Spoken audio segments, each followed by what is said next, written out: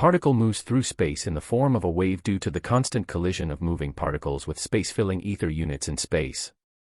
In fact, this effect only tells us about the particle-ether interaction and nothing more. Davison and Germer and G.P. Thomson conducted matter-wave experiments using artificially created electron beams. However, in the atom, there is no force present to keep the electrons in constant motion around the nucleus. So the wave nature of matter has no significance in the real world of atoms. In fact, electrons in atoms can only vibrate and atomic electrons do not have any other motion.